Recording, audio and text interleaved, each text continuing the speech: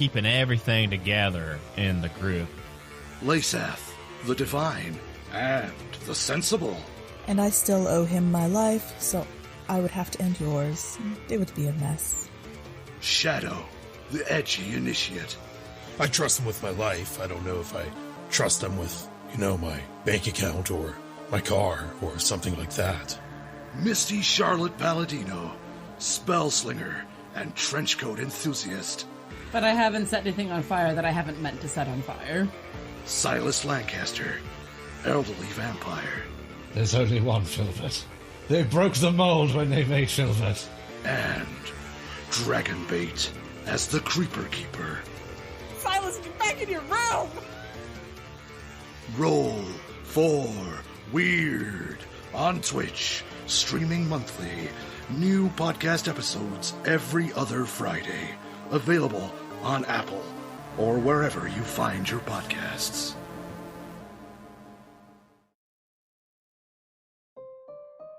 Ah, so nice of you to stop by. Come in, come in. I'm Silas Lancaster, and this is my library. Within these tomes you will find tales of monsters, both figurative and literal. Tales to make the strongest of us blanch in fear. Such stories are dangerous, and consumption must be strictly rationed. As such, I shall share but one story from my library each Thursday in October each year. Be sure to tune your wireless receiver to Storytime with Silas. Alternatively, subscribe on those podcast providers the youth seem so fond of. Campaign 2 of Halfway to Heroes. Darker, grittier, and much more dignified than Campaign 1. We see the Forever Storm, a 50-mile wide storm centered on the Severed Key. Though dangerous, it is vital to the survival of nearly every being in this slice of pizzazz. This source of energy is... I forgot the name for it. I forgot the name. Pizzazz or pizzazz? Pizzazz. It sounded like he said pizzazz. It's supposed to be pizzazz or whatever. You know what? I knew that was going to happen. I forgot all about it, dude. Okay, maybe not. But either way, join us every other Tuesday wherever you get your podcast as we start a brand new story featuring 4 monsters that have to put aside their differences if they're to stop the armies of men once and for all. Do you like Dungeons & Dragons lore? Do you like drunk history? Well then, Lore and Pour is the show for you, where we combine the two. I'm Adam DeWeese, and I'm the host, and I bring on a cast of rotating guests, and we hang out before the show, have a few drinks, and then they are given their topic 30 minutes prior to pressing the record button, where they study up on the topic, and then we hit record, and whatever they say goes. They are treated as if they are the leading experts in the field, and I ask the questions that you never thought you needed to ask, such as, how do mind flayers go to the bathroom? Yeah, they just go one time, and it's pee and poop, and it's green. What's the most dangerous creature in the astral plane? It just pinch it, you know? Yeah. It just... And that whale's like, you know They what? got pinchers? Oh, You don't even know about pinchers. Find the answers to all these questions and much, much more, whether they're accurate or not, on Lore and Pour. You can find Lore and Pour on the Majesticus Network and wherever you download your podcast every other Monday right now. Space. The final frontier. Mayday alert. We are under attack. Oh, blarney. I kinda gotta watch the tube for 10 seconds. Rerouting auxiliary power to abjuration shields. Someone get on those cannons. We've got company. Are you looking for a Dungeons & Dragons sci-fi fantasy space adventure? Then what you are looking for is Eclipse. Join our crew every other week as we struggle to keep the galaxy safe. With Dr. Shepard, the Illithid cleric. Space pirates. That was wild. Ava Elkin, the human monk. If we play our cards right, we might not be totally screwed. Lita Nove, the ASMR bard. We should be arriving in Amaron in about 2 hours. Info O. Scott, the Warforged artificer. Alright, I'm just gonna go ahead and fire the sonic cannon here. Kanan Vargas, the tiefling sorcerer. Does anybody else think this is like a super aggressive move? And I'm Jeremy Fair. I will be your dungeon master. Eclipse can be found on Spotify, Apple Music, or anywhere you like to get your podcasts. So you've decided to make a new home for yourself in the retirement community of Pennycross. We're very excited to have you join us. Here in Pennycross, you can enjoy some independence in your golden years, spending time with like-minded seniors without worrying about those darn kids on your lawn. We have a wide range of rental properties available and a variety of amenities staffed by locals who are middle-aged. No need to worry about crying babies or teenagers with attitudes serving you at the pub. In addition, there are dozens of clubs, guilds, and activities to keep you feeling young at heart. Join our lawn bowling league, the puzzle club, or our renowned knitting guild. Established by Agnatha Harper nearly 200 years ago, our guild has attracted a wide range of members. We're delighted that you're making Pennycross your final home. Please ignore the ominous smoke coming from the mountain. It only started a few days ago, and I'm sure it will dissipate shortly. Welcome home, weary traveler. Crits and Knits is a 5e actual play podcast and Twitch series, with the live streams and the podcast drops alternating every other Wednesday, starting Wednesday, February 2nd on the Majestic Goose Network, or wherever you get your podcasts.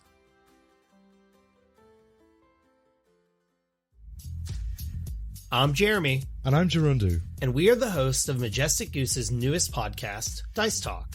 Dice Talk is a Dungeons & Dragons and tabletop podcast that dives into the deep topics of tabletop role-playing games. Join us as we speak with passionate content creators, podcasters, authors, and more as we discuss all manner of tabletop and geek-related content. Dice Talk is a bi-weekly show, so we're hitting your podcatcher with brand new episodes every other week, filling your ears with exclusive interviews and conversations that you can't find anywhere else. Every episode is a new opportunity to hear from different creators in the tabletop community and just talk about Dungeons & Dragons and any other tabletop games that have made us who we are.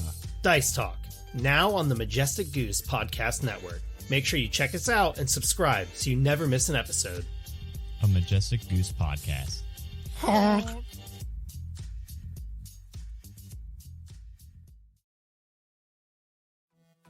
In a world where adventure awaits and danger lurks around every corner, an unlikely group of friends find themselves on the path to becoming heroes. But school will only get them halfway. Merlin, the human warlock barber guy. Oh god, no, I gotta buff his butt! No! Can I refuse business? Ubo, the turtle artificer. Well, it doesn't work yet, but I'm working on it. Ultrex, the discarded warforged paladin. I don't eat or sleep or wear clothes, so I just sit in the corner and wait. And Clyde, the Goliath barbarian in skinny jeans. They're called skinny pelts, okay? Find us on iTunes or wherever you download your podcast by searching for Halfway to Heroes. From the city that brought you Kentucky Fried Chicken, Sluggers, and Muhammad Ali comes Roll for Weird, a Monster of the Week actual play podcast. Join Philbert Fogel, Doomsday Prepper and Expert. I mean, I'm kind of like the linchpin that's keeping everything together in the group. Lasath, the Divine, and the Sensible. And I still owe him my life, so I would have to end yours. It would be a mess. Shadow, the Edgy Initiate. I trust him with my life. I don't know if I trust him with, my bank account or my car or something like that. Misty Charlotte Palladino, Spellslinger, and Trenchcoat Enthusiast. But I haven't set anything on fire that I haven't meant to set on fire. Silas Lancaster, Elderly Vampire. There's only one Philbert. They broke the mold when they made Philbert. And Dragonbait as the Creeper Keeper. Silas, get back in your room! Roll for Weird on Twitch, streaming monthly. New podcast episodes every other Friday. Available on Apple or wherever you find your podcasts.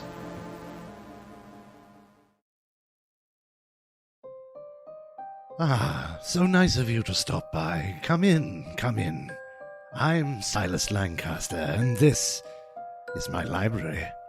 Within these tomes you will find tales of monsters, both figurative and literal. Tales to make the strongest of us blanch in fear. Such stories are dangerous, and consumption must be strictly rationed. As such, I shall share but one story from my library each Thursday in October each year. Be sure to tune your wireless receiver to Storytime with Silas. Alternatively, subscribe on those podcast providers the youth seem so fond of. Campaign 2 of Halfway to Heroes. Hello, everybody. Welcome to Solo Rolling. Let's do a quick check. Looks like everything's looking pretty good. Holy cow, Sash, you really, Season 2, Episode 1 dropped September 3rd. Wow, we are pretty close to our 1-year anniversary of Campaign 2. I didn't realize that. Welcome everybody to Solo Rolling. If you don't know what this show is, I play Dungeons & Dragons by myself, playing through these fun, pre-written adventures that are kind of like choose your adventure type books, but with Dungeons & Dragons thrown in. I have lost a lot of weight, Sash. I've lost about 20 pounds now, almost. Really close to 20 pounds. And tonight we're playing Caught in a Wizard's Web by Paul Bimler, aka 5e Solo Game Books, or 5e Solo Game Book. Before we get started, housekeeping stuff. Let's see here. What all do we got? GooseCon 2022 coming up really fast. About 2.5 months now away. If you want to come to Cincinnati, Ohio, hang out with a bunch of different geese from the Majestic Goose Network, head over to tabletop.events and search for GooseCon, or just go to GooseCon 2022 and get you a badge. And I'm laughing because Interest just said, "Did you remember your magic items?" No. No, I did not, Interest. I did not remember my magic items. Shoot. Okay, so what I've got in my notes, wait, let me make sure I don't have to plug anything else first. So we plugged GooseCon. We have got not a Kickstarter, a Ko-Fi going right now to raise travel funds for any geese that are going to need help traveling from out of state. And that is right here. I'm going to go ahead and post that in the chat. You can just go to ko-fi.com and search for Majestic Goose Network. Even just $1 donated is going to be a big help for that, because obviously it's very expensive to travel. What else do we have to talk about before I get going? I think that's it. Quick kind of recap of what happened last time. Interest, do you happen to remember what kind of magic items I can get? Because I kind of don't. So, in recap, if you missed last week's stream or 2 weeks ago stream, I started this adventure called Caught in a Wizard's Web. Don't worry if you didn't catch it. I can recap you very quickly.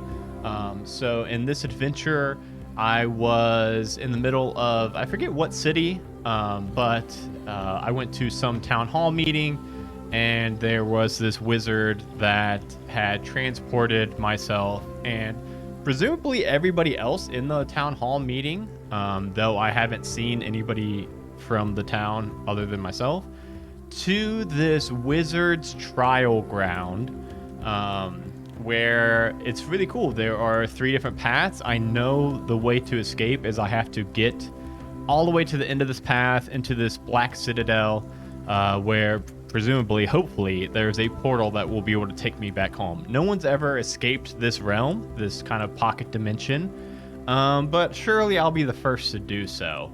And that's pretty much it. I ended up choosing between 3 paths. I went through a wooded path, and I got really lucky with all my rolls, and I didn't have any kind of random encounters. I did have to fight a tree because I teamed up with some, was it a centaur or a satyr or something like that? And he was tricking me. Even though chat called it, I called it, everybody knew he was going to be tricking me. We still went along with it. We still followed him, and he tried to feed me to a big tree. But I killed it, so it's all good. Speaking of me killing it, my character is a Warforged named Toad.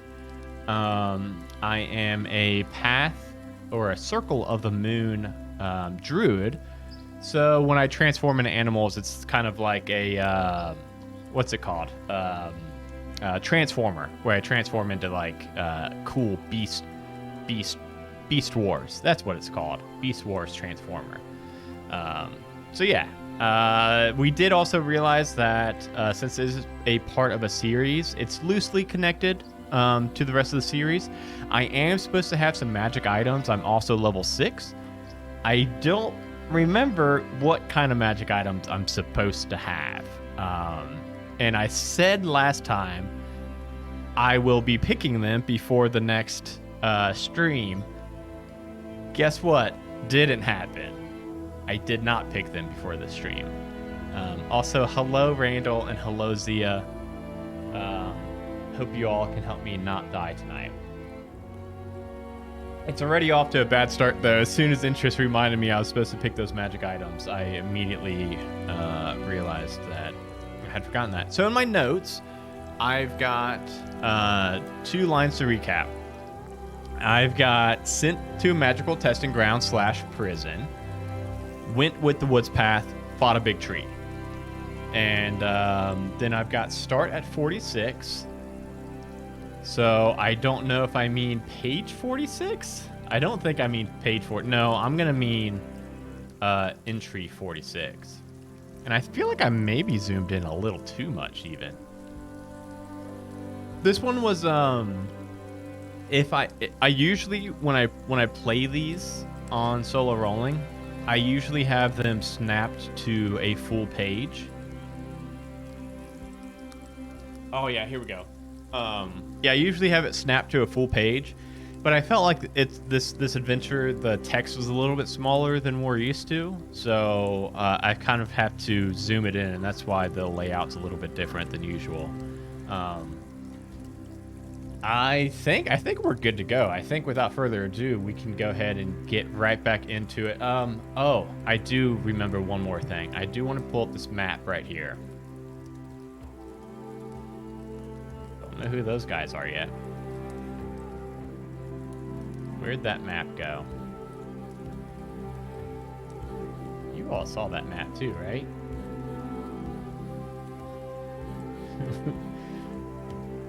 This is one thing that's hard about being zoomed in. There we go. Let's find this map. Oh no. Where is it? Hold please. Sash, you're right. I do need an emote that just says hold please. Or something. Some kind of emote or something. I'm trying not to look at all this stuff that I have the potential to fight. So the cool thing about solo adventures, if you didn't know, is nope, that's not the map. The cool thing about solo adventures is there is a lot of stuff you will not see. Here we go. I was at W8 right here.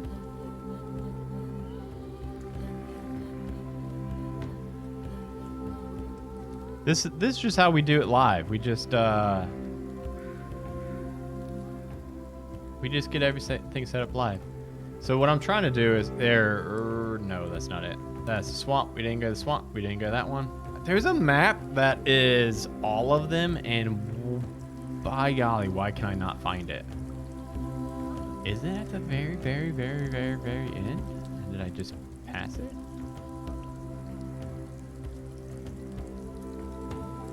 I think I'm going to need to zoom this one out. Yeah.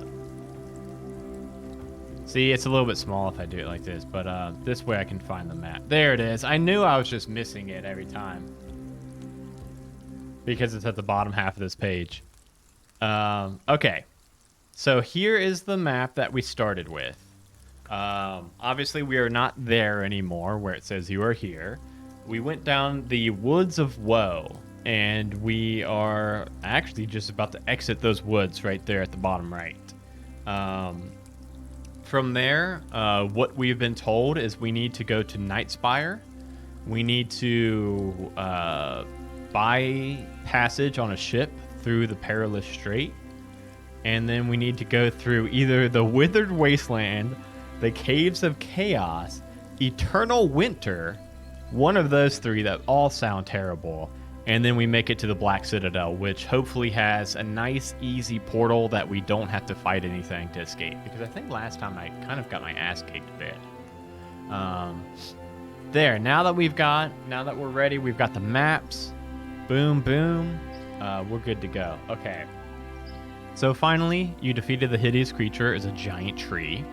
A brief scout around the area reveals her den, where you find a small amount of loot, no doubt, pilfered from previous hapless adventurers. You discover the following: longbow +1, boots of 11 elven kind, 108 gold. These are amazing finds. Happy with your discovery, you consider what to do next. Is Jerome with you? No, Jerome is the one that fucked me over. If not, is Jerome dead? Jerome is not dead.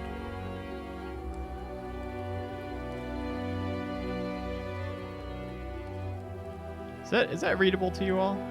And also, how's the background noise? Is the background noise okay? Can you even hear anything, or is it too loud?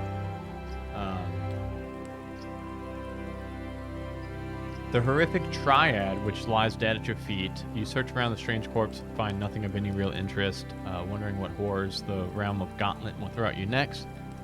You resume your quest, return to the Woods of Woe interactive map, and continue to trace your route northward.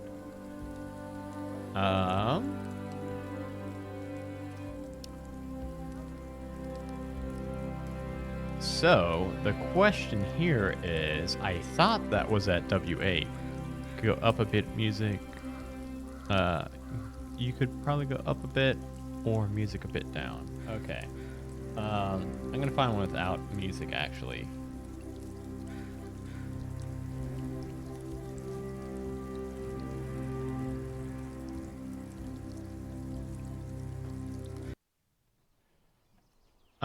So my confusion here is, like I said, I believe this was W8. So I think that means that I get to go to map in. Oh, okay.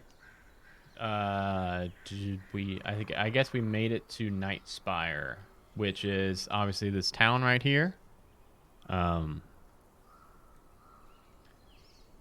Nightspire. Visit locations as you see fit, clicking on the numbered location markers. Roll on the random encounter table before visiting any location.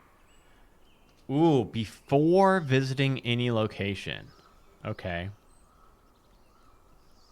You made it. The great walled city rears up before you. The city that inhabitants of this strange world called Nightspire. You have no idea what to expect within its walls. Perhaps you have a clue or two, a name.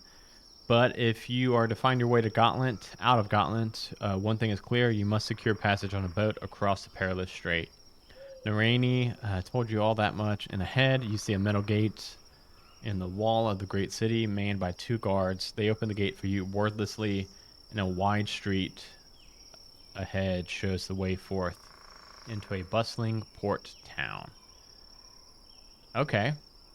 All right, so let's take a quick peek at this map real quick, and this is when I'll start leaning on. Well, you know what? We gotta change it. I changed the ambience, and I had to change it again already because now we're in a town. Let's look up. It's a port city.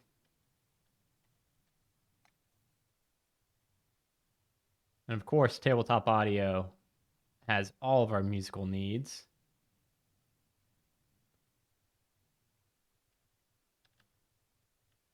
I know there's literally one that's called like Cove Town or something. Fishing Village. Let's go with Fishing Village.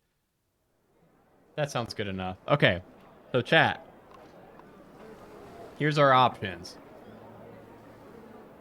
Consult the Night Spire interactive map above. Once through the gates, you may visit locations in any order you choose. The goal while in this area is to secure passage across a perilous strait, which begins the second part of your adventure.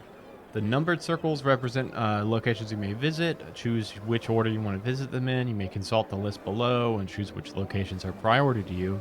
You gain this knowledge by gathering local information from townsfolk in the street. To encounter one of the locations, simply click on the hyperlinked number circle on the map above. We have got Town Hall Square, Library, Mage's Academy, the Stranded Mariner Inn, Supply Store, Lathander Temple, Vane's Impossible Oubliette, and Docks. Night Spire is a place full of secret perils and perilous secrets. Before you arrive at any location, roll a d20 and consult the table below. For encounters, use the Night Spire random encounter map. Okay. Night Spire random encounter table. So, first off, where do we think we want to head to first? Obviously, I'm going to have to roll a d20 to see if anything bad's going to happen. But, I mean, right off the rip, the obvious choice seems to be Docks, right? If our goal is to get a boat and get out of here, it seems like we'd want to go right for the Docks. But do we want to collect anything else first? Let me go ahead and roll my d20. Maybe that'll buy us some time to figure out where exactly we're going to be going. Supply store. I rolled a 9, which I believe is no encounter. 1 to 13 no encounter. So the last episode, aka the first episode, I didn't roll a single random encounter. So that's why I kind of blew through the forest really quickly, because nothing was happening as I was continuing. And it seems like that trend is continuing now, which is saying something about Roll20, because you have to roll above a 13 for a random encounter to happen. And my rolls are so bad that I can't even roll above a 13, which I guess is good. Yes, Sash, I do have some gold. In fact, I have quite a bit of gold. Just from this adventure, I've already collected 108 gold. But prior to this, I was also supposed to bring in a few hundred gold as well. Which, without looking it up, it's over 500, 100% for sure. But since I don't have the actual number in front of me, because I am really bad and was preparing for this last minute, I'm just going to cut myself down and say that I had 500 gold. So I'll have 608 total. So yeah, let's go to the supply store. Since we didn't roll a random encounter, we can just go straight there, and it is in 5. Oh, look at that. I'm picturing we're coming in from straight down, in the middle right there. You just got some gold. I've got gold because, like I said, this is number 6 in this series. It's very loosely connected to the first 5. It's just kind of like more like in the same universe. And I haven't even played the same character. But it does say at the beginning to make sure you carry over all of your stuff. So I have been carrying it over as if I've been playing the same character. So let's go ahead and... I feel like this makes sense. It would be the first building we walk into and we see, so we can go right into the supply store. One thing I love buying on solo rolling is potions. Supply store. Roll on the random encounter table before arriving at this location. I guess that means the roll that I just did.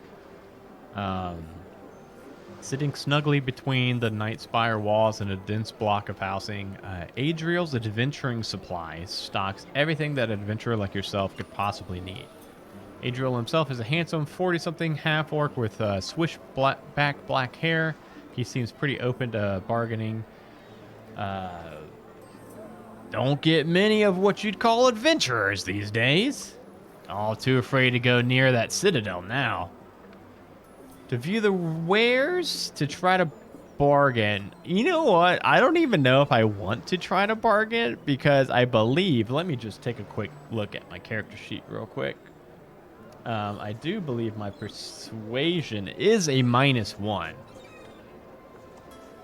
So I'm worried with a -1, I could really, really mess that up and probably increase prices. I think I'm just gonna go ahead and just look at his wares. I don't think Toad is a bargaining fellow. Sash did say bargain. Let's bargain. This is gonna be bad. 21. To try and get a discount, make a DC 14 persuasion check. Okay. Did that roll? Oh! Look at that! A 14. I rolled a 15 -1. Good call, Sash.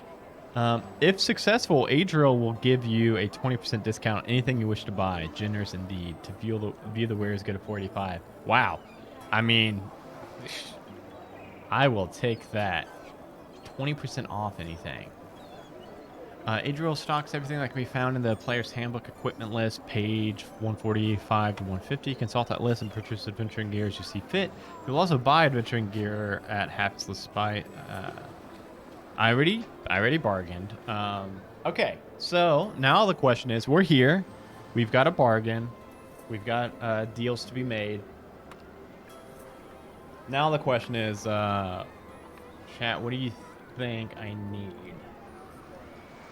I'm going to try to pull that list up. That's in the player's handbook, is it? Player's handbook. And it's page 145 to 150?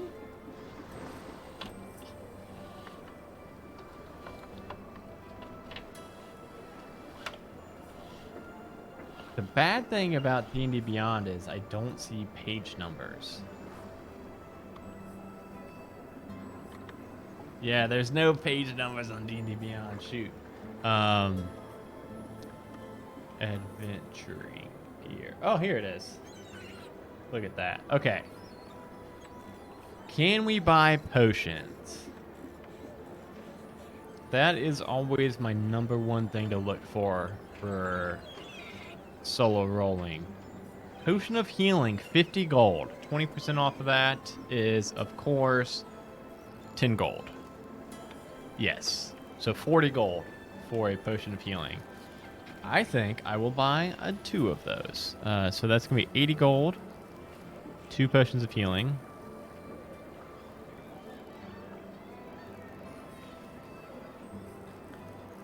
Anything else that might be useful, chat?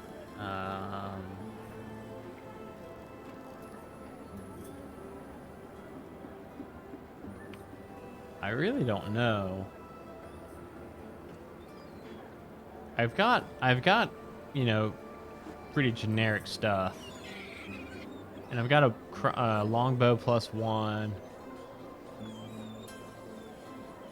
Yeah, I think with just the 2 potions, I think bagpipes. How much are a good bagpipe? They don't. Oh, bagpipes, 30 gold. Okay, you know what? I'll buy a pack of bagpipes for 24 gold. 1 bagpipes. Or as who was that in Discord that that called them what they call them? Accordion piano or something like that. It's very funny. It would have been very fun, much funnier if I had remembered. All right, I got bagpipes and 2 potions of healing. I feel like there's nothing else I need. Nothing more, nothing more to gain. Let's go back up to the interactive map. Okay, so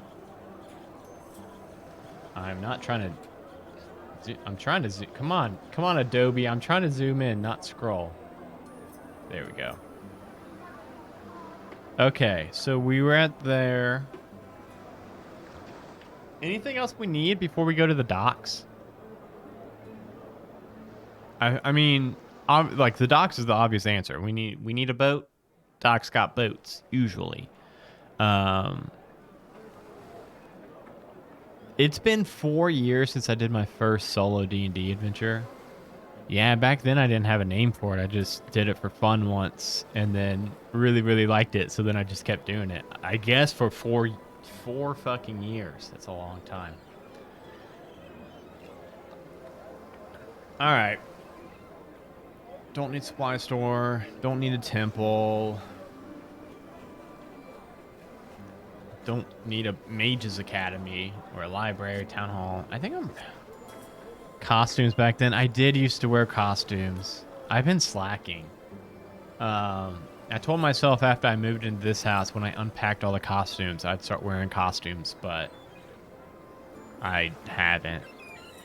I've got the box like 10 feet over there too, but I don't have anything to wear for a Warforged. Docks. Oh, roll on the random encounter table.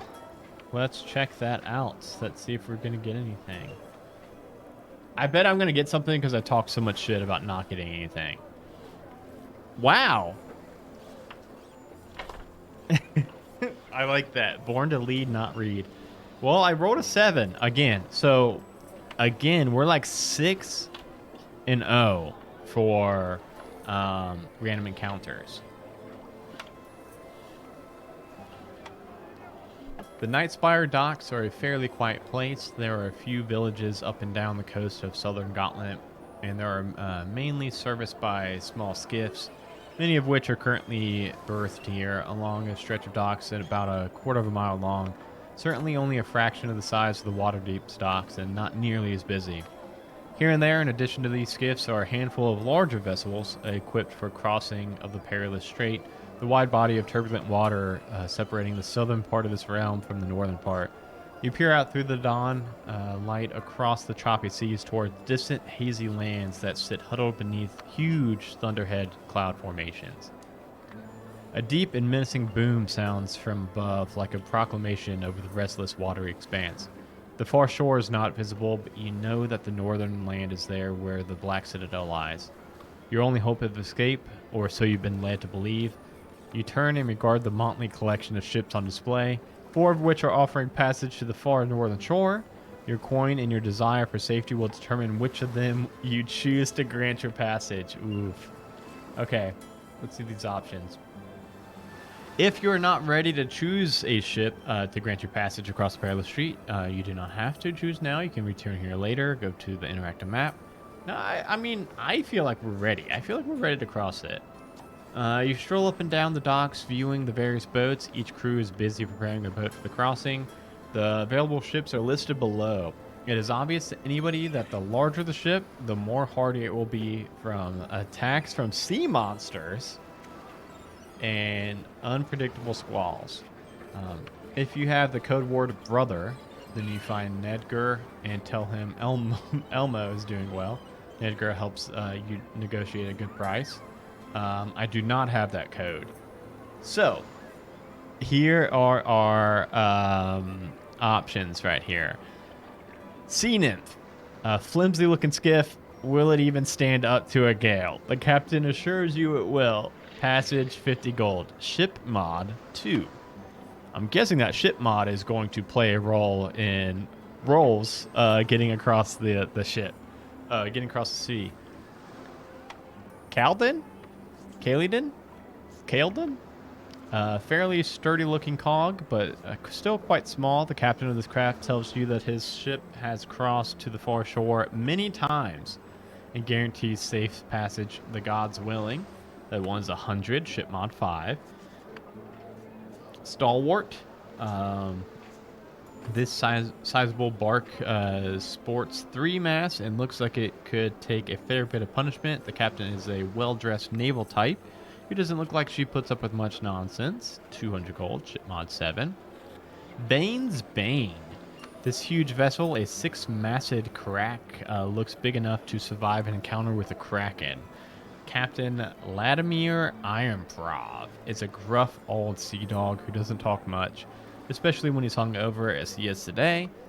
If you've got the coin, safe passage is all but assured. If you have the code word salty, I do not, you have met the captain before and can get passage on Vane's Bane at half price. Ooh, that one is 300 gold. Oh no, guys, don't make me do CNIM. Let's see here. How much gold do we have? I've got enough gold for any of these. I don't want to do Vane's Bane. Just because I feel like that lowers the stakes a little bit, and I feel like it's, you know, almost guaranteed that I would probably just swoosh right past to the other side. I do like the idea of a D4. I do like the idea, or maybe even a D3, and we'll cut out Vane's Bane. We'll just do one of the other three. Let's do that. Because Randall, I'm with you. I'm kind of hoping. I think the CNIP may be pretty funny. I guess we'll do a D4. We'll go with the D4 and no, because I actually don't want to spend that much money. that would be nearly all of my gold if I did land on D4. All right, so let's go do D3. 2. Okay, the middle of ship. Kaladin. Fairly sturdy looking cog, but still quite small. The captain of the craft tells you it's made. Okay, yeah. So 100 gold, ship mod 5. I like it. I feel pretty good. It's right down the middle where it's still going to be dicey. How much gold is that? 100? Okay, let me take that off my notes real quick. Okay, so our ship mod is going to be 7. Choose a ship to grant you passage across... Let me go ahead and add that to my notes too, so I don't forget. Ship mod 7. Choose a ship to grant you passage across a perilous strait and record the ship mod so it is easily retrievable when your need arises. Once you have done so, you are ready to continue your quest, leaving Nightspire and cross the perilous strait. Do so by clicking here. Oh, is it? Yeah, that's pretty close. That's probably where they got the name. I believe Paul, the author of this adventure, I believe he's from New Zealand. Maybe. I don't want to. If Paul is from New Zealand, I hope he is here. If he is not from New Zealand, I hope he is not here.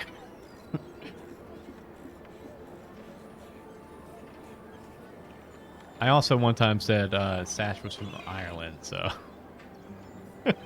I'm not the best. I'm not the best with geography.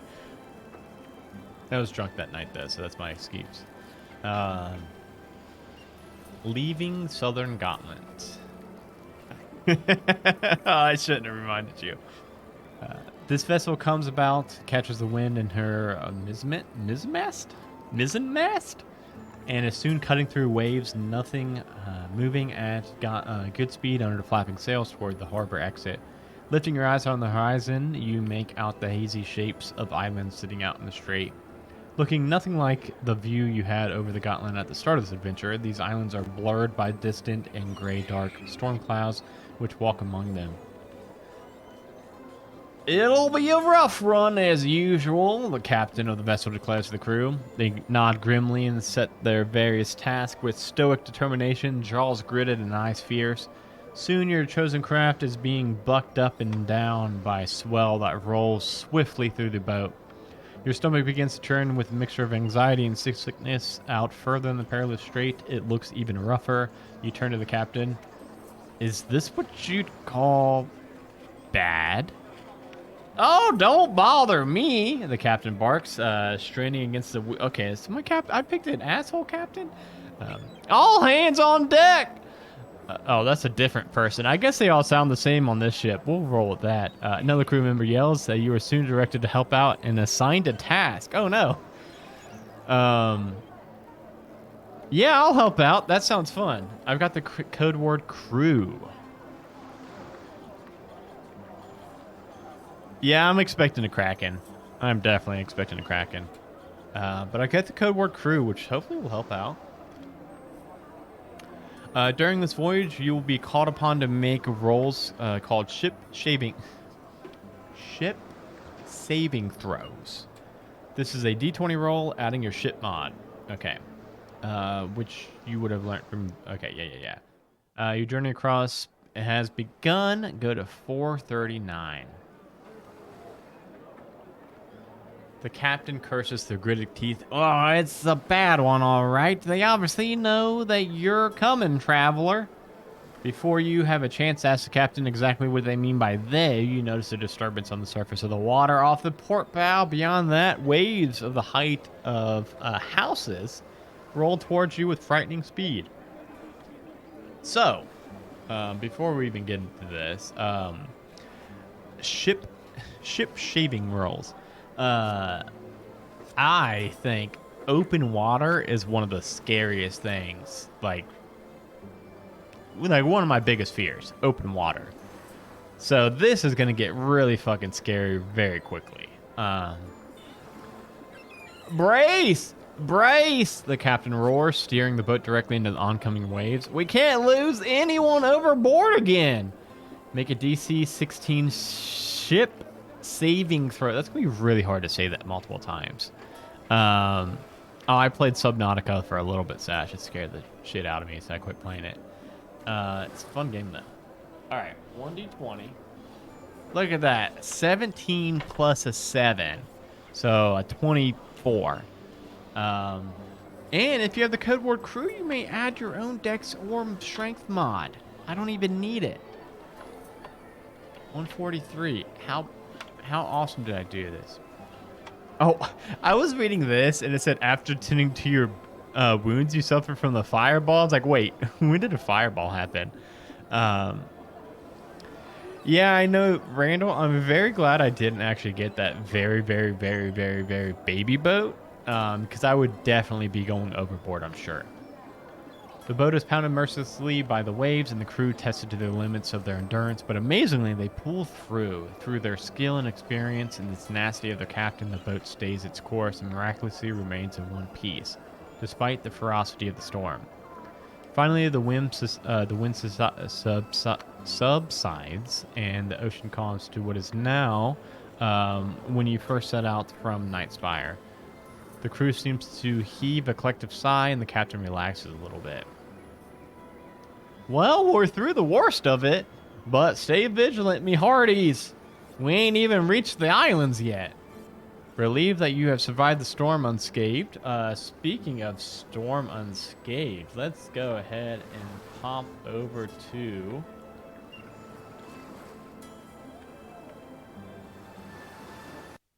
some ocean ambience. Heck yeah. There we go. You sense the far shore drawing ever closer. You may at this stage take the code word crew if you wish. I have already got it. This presumes that you will assist from now on. You may also choose not to take the code word for whatever reason.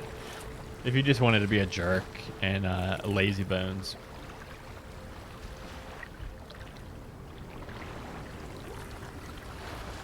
A stiff breeze picks up from the south, and your craft is soon underway, cutting through the waves as it plies northward toward the next stage of the quest, the northern shore and the overlooked trek to the Black Citadel.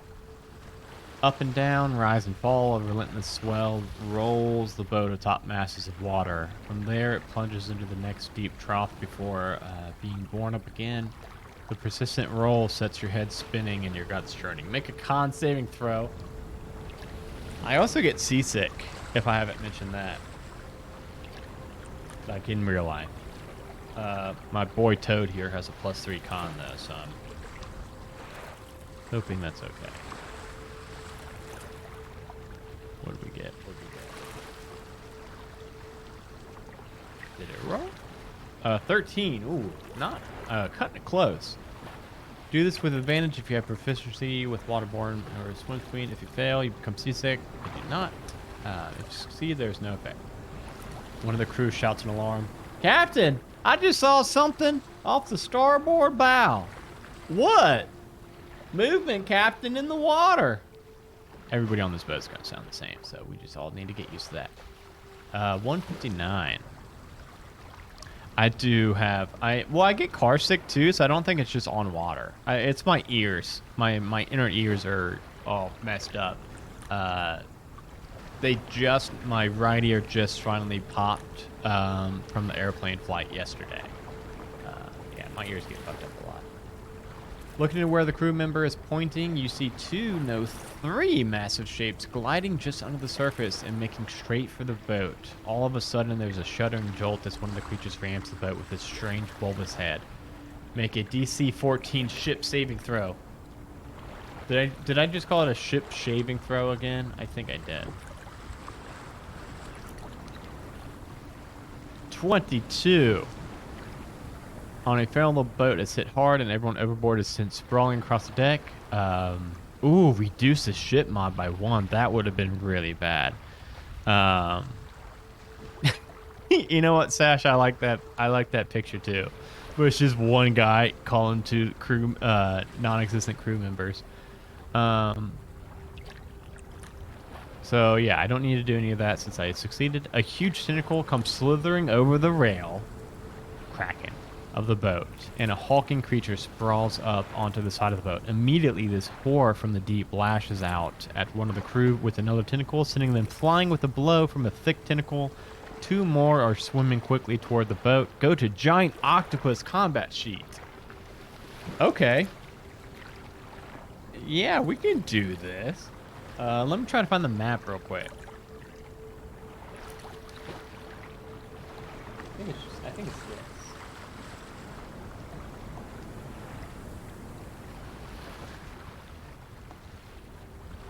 Whoa. Alright, let's get that.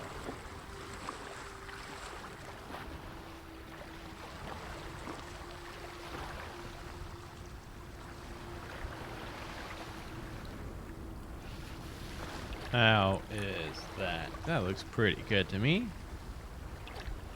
Okay. Giant octopus combat sheet. Okay, giant octopus times 3. Ooh. Okay, there's 3 of them. Let's see here. Let's first look at the combat notes. Use perilous straight battle map. Got it. I forgot about that, Sash. That was so fun. It was reminding me of that one, and also a really old one-shot Onslaught where Dustin turned into an octopus and jumped over and fought like some water monster. Place tokens G, giant octopi, PCU, roll initiative. Okay, so let me roll my initiative first. My initiative's only a +1, so not great. I'm gonna have to sit down for this, by the way.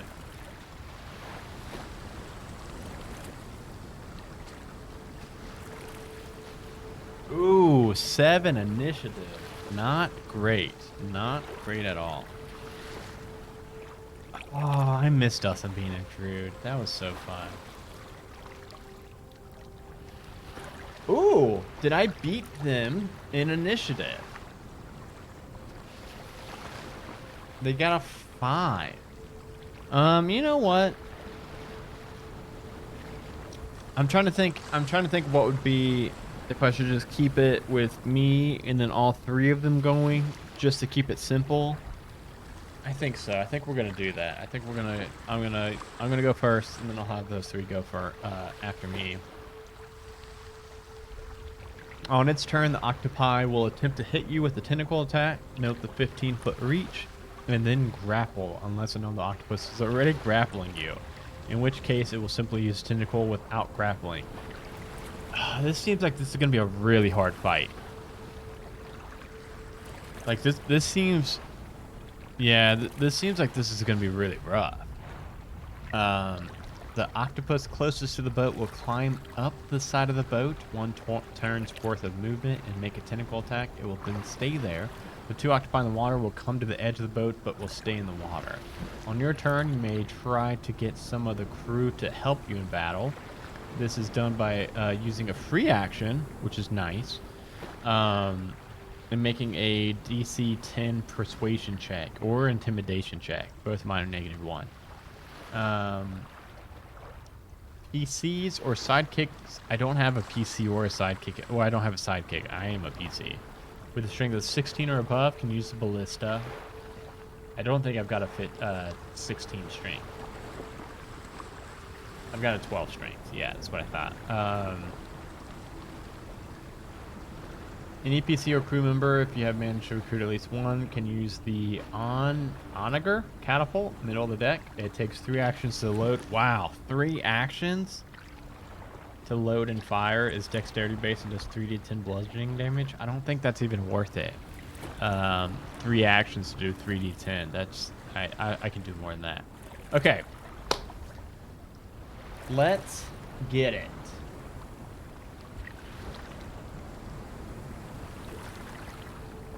So I'm first up. So there is still. So it looks like one of them is. One of them's about 10 feet from me. This one right here. It's about 10 feet from me. And the other two, what are their swim speeds? 60 foot. Ooh. 1, 2, 3, 4, 5, 6, 7,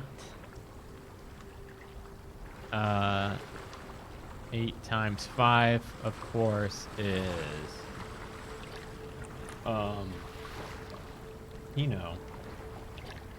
40. Why could I not do that math in my head? I think the top two are both going to get to me in this first combat encounter, which is very unfortunate. But it's my turn first. And one bad thing of being a druid is I have a lot of shit to think about. I've already used one wild shape, which I'm just now realizing I should have probably taken a short rest in town. But oh well. Okay. So I've only got one wild shape left. I am a moon druid, so my wild shapes are pretty fucking good, though.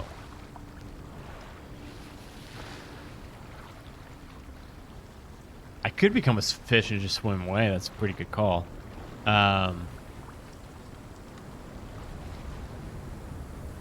would be pretty amazing, Sash. I'll have to look into. There's got to be a Twitch bot that does that. Or Twitch plugin that does that. That would be really cool if chat could control the bad guys. Is that thing strong? Looking at it, I'm level 6. One of these wouldn't be a problem at all. But the fact that there's 3 of them and that they can grapple me is what's scary. So, Sia, if you're not super familiar with D&D 5e, if something grapples me, it would like wrap me up in its tentacle. Everything else would get to roll double attacks to hit me and take the higher of the hit. So, like if I do get grappled, it's gonna be bad news very quickly. Let's look up some beast we can do. I think this fight's scary enough that I kind of do want to try to get... Actually, you know what? What can I do? How can I... Let me first off, on your turn, you try to get some of the crew to help you out. Let's do that. Let's make a... some of the crew to help you out. This is done by using a free action. Make a DC 10 persuasion check. And then they use commoner stat block. A grappled creature speed becomes 0, and it can't benefit from any bonus to its speed. The condition ends if the grappler's the condition also ends if it removes the fact. I was thinking about turning into a giant octopus myself. Does grapple not grant advantage? The condition ends if the grappler's incapacitated. The condition also ends. Does grapple not give you advantage? Oh. Okay, it just makes my movements 0. Okay. Yeah, let's pull up some, well, that's a lot better. Because honestly, I don't think I really need movement that bad. Let's look at some beast. What level beast can I turn into? Since I'm a moon druid.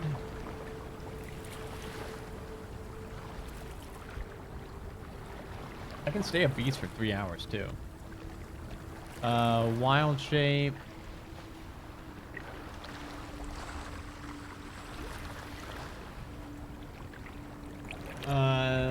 While using a wild shape, you can transform into beasts of CR 1/2 or lower that don't have a flying speed. Okay.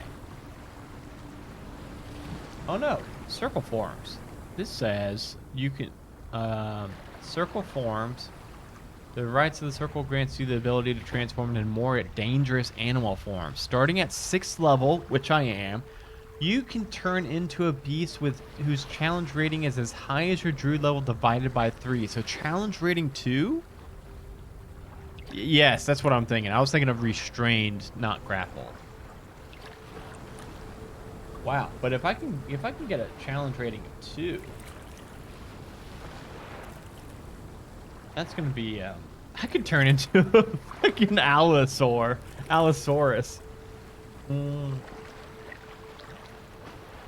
Cave bear. That's what Dustin would be doing.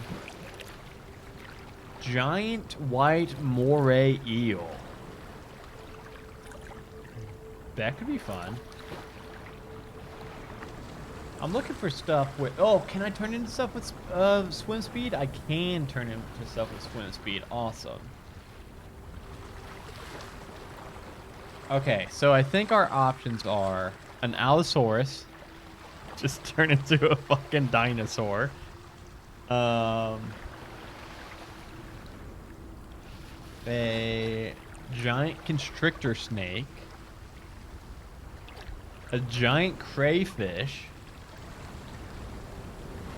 Which will also be funny. A giant white moray eel. A hunter shark.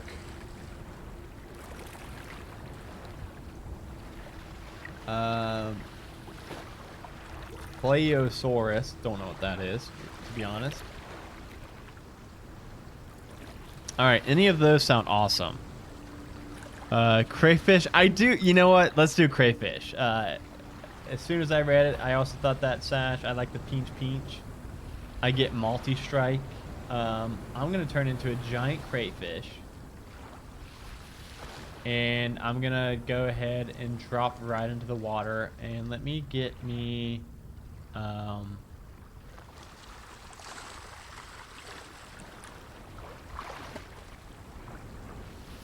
Here we go. I'm gonna make this my icon. I am the goose. I'm going to jump into the water. I'm not a goose though. I'm a giant crayfish. Oh, a swimming dinosaur would have been good too. But this is funnier because now I'm gonna swim up to this first octopus, and I'm going to pinch it.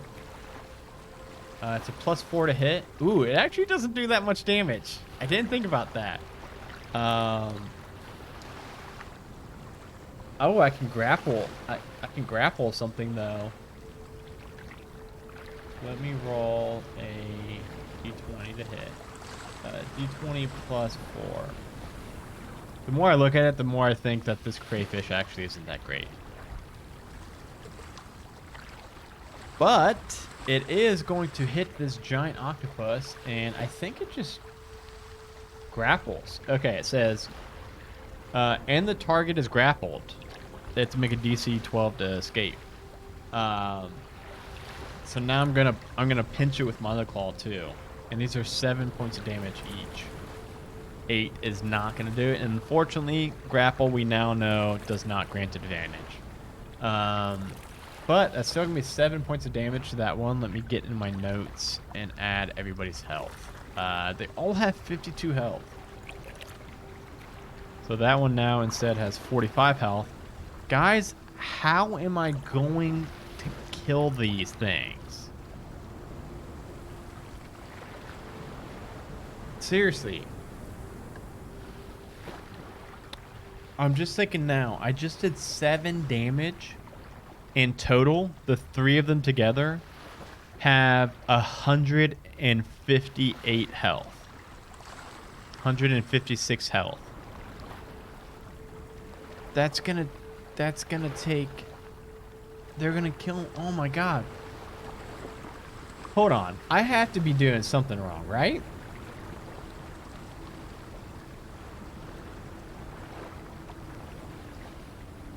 I should have probably tried to get a PC or a sidekick.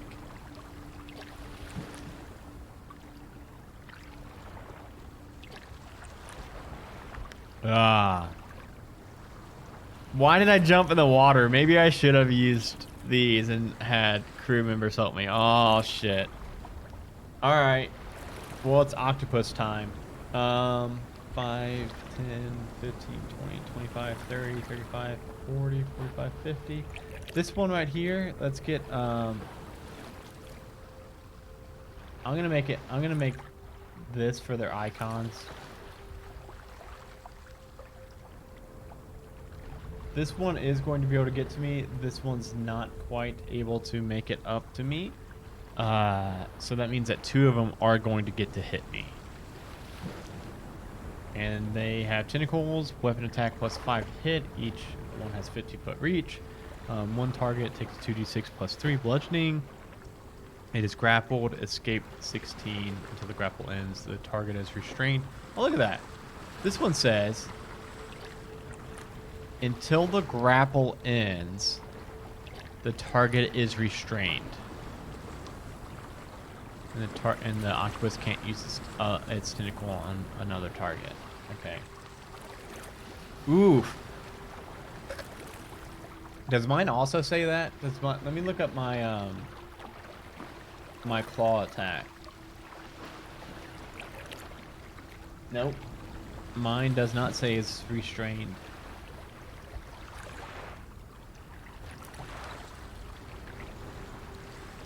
Shit. So they will have advantage if they grapple me. Yes. Yes. This is gonna be rough right here. Okay. First one. Gonna try to lay a smackdown on me with its tentacle. I've got this one wrapped up in my claw, but a grapple creature's speed becomes 0. That doesn't matter. Condition ends also. Wow, so his speed's 0, but he's on me, so it doesn't even really matter. So my grapple doesn't really do shit to this thing. Okay. 1d20 plus 5. 1d20 plus 5. A dirty 20 to hit me. Wait a second. So I have this thing in my claw. Roll for crew members. I think I'm gonna have to break out of my mechanical crawdaddy before I can talk to the crew and have them start helping me. Unfortunately, I should have done that before I turned into a crawdaddy. That's gonna hit me for 7 points of damage. How much damage does my crawdaddy have? 45. 45 minus 7. 38. And it grapples me up, so I guess I had it held up in my pinched claw, and then it had one tentacle loose and kind of wrapped me up and pulled me up and broke free of my own grapple. Now the other one's going to get to hit me, and this one's going to get an advantage since I am now wrapped up. 22 is going to do it.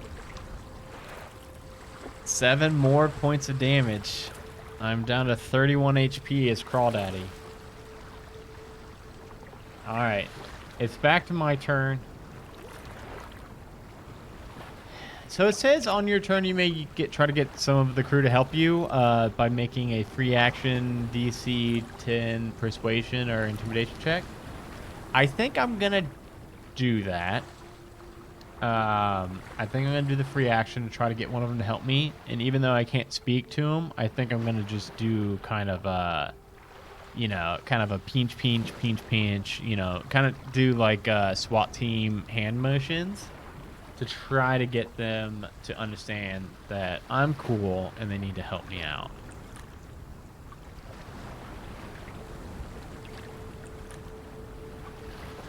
I rolled a 15.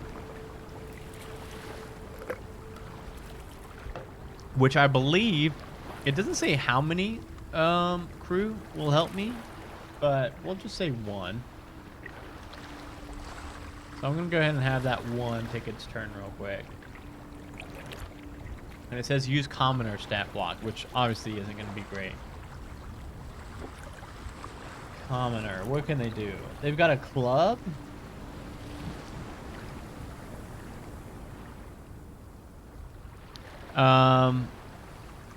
I'm gonna have, oh yeah, I'm gonna have this one man the catapult. Takes 3 actions to fire, but when it does, all right, let's mark down. I'm gonna put 2 actions remaining. Okay, so the crew member that I persuaded to help is man in the catapult. So 2 more actions will be launching it. It's my turn now. I am indeed restrained.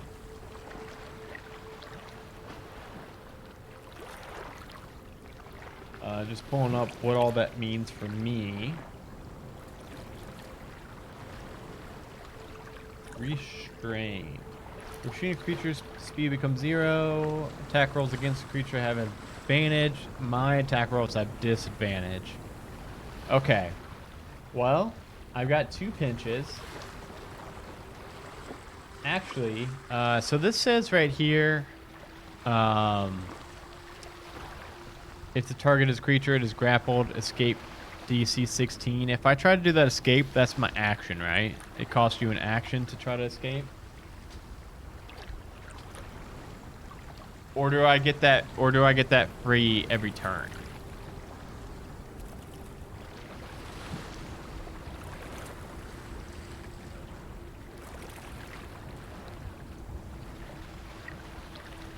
Because if I have to use an action to do it, I don't think I'm gonna. I think I'm gonna stay up and just try with disadvantage to do some pinches.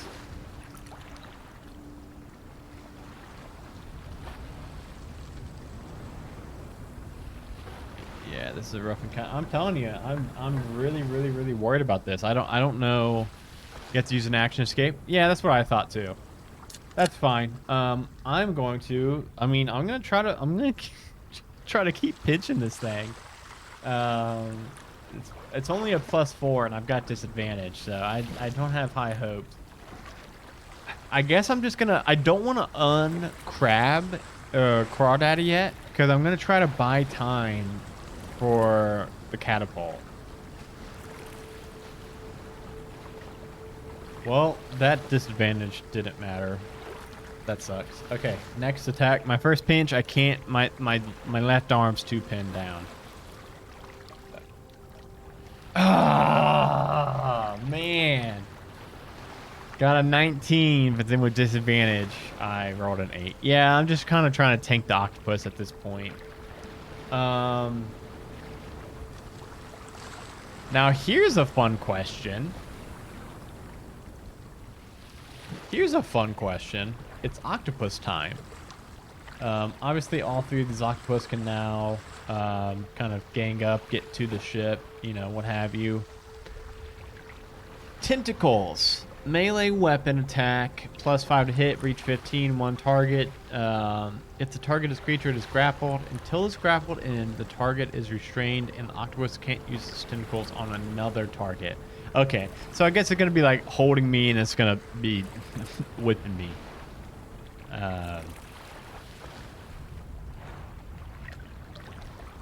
14 and a 13, I think my Crawdaddy armor class is lower than that. No, I got a 15. Ooh, it's my fucking carapace. So the one holding me is not able to hit me. I'm going to have the other one also attacking me. Oh, yeah. Oh, yeah. Oh, God. I'm going to get hit by 2 of them. I'm getting hit by 2 of them. Okay, so that is 2d6 plus 3. Oof. 17 points of damage. Guys, we're going down. I've got 17. I've got 14 HP left as Crawdaddy.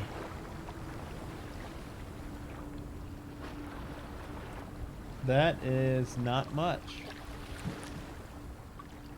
Okay. Needed to make another drink for this one. Okay, the crewmate is still cranking away at that catapult. Has one more action before being able to launch it. You know what? I'm going to try to persuade another crewmate. And I don't know if this is going to be any kind of like cheesing it or anything. But I think it makes sense. I think if I have 2 crewmates on that catapult and it's supposed to take 1 turn, or I mean 3 turns, then I think they could both, or 3 actions, then I think they could both use their actions to give it 2 actions per round, if that makes sense. And if I got 3 of them eventually, then it would be every round they'd be able to launch the catapult. But first I have to be able to recruit enough of them. So again, I'm going to be, up from being grappled, doing my clicky clacks. Rolled a 7. Yeah. Unfortunately, it's still, I think a lot of them are still too scared, trying to perform evasive maneuvers. So I still only have 1 since I've rolled so bad at my persuasion. I also think that that's how this is meant to work, Sash. I think you're supposed to recruit multiple people so that eventually they're launching that catapult every turn. Otherwise, this combat encounter would be fucking bonkers hard. But still, I failed that check, so we still do only have 1 guy working the catapult. But it's my turn. I'm gonna stay a Crawdaddy as long as I can for my last, 15 points of HP, 14 points of HP. And with that being said, I'm gonna try my 2 pinches. No. Since my goal is to tank as long as possible, the best way to do that is to break out of this grapple so they can't hit me as often. So even though I'm not going to have any chance of getting any hits this turn, my hits only do 7 points of damage anyway. No, I only have 2 wild shapes, Sash, and I used 1 last game. I forget what I turned into. I turned into something stupid. I really shouldn't have. Oh, but... Ooh! Combat Wild Shape. You can use Wild Shape as a bonus action, and you can use a bonus action to expend 1 spell slot to regain 1d8. Oh, I don't really want to do that. I thought I was saying I could use spell slots to turn into a creature as a mood, but I can't. Anyway, I'm going to try to break out of this fucking tentacle. My strength is a +2 as a Crawdaddy.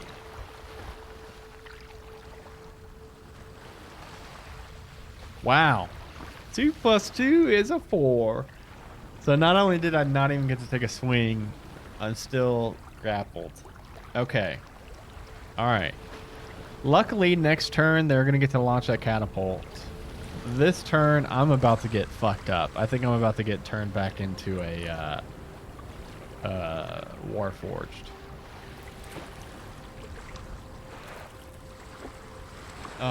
Yeah. Wow, 2 dirty 20s back to back. Those are both. That's gonna hit. That's from the one that's grappling me.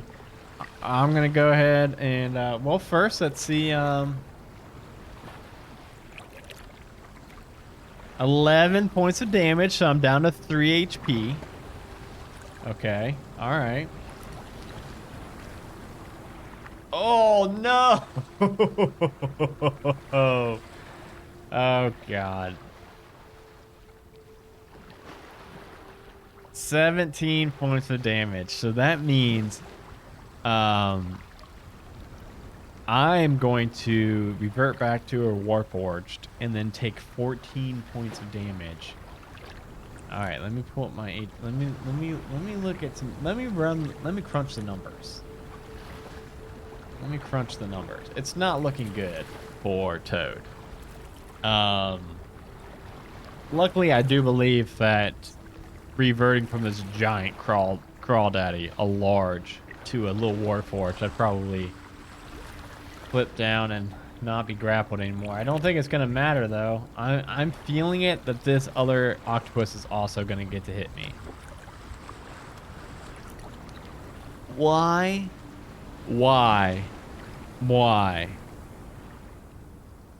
Holy shit, that was another nat 20. So I'm gonna be scooped up again. Oh, gang, we have got problems.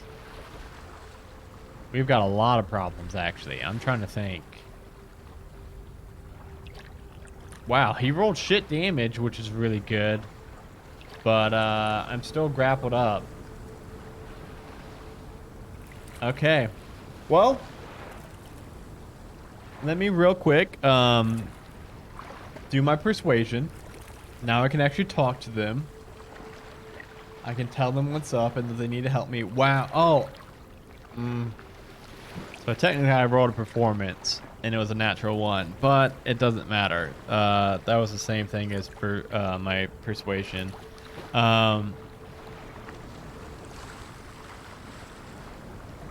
Yeah, let's do.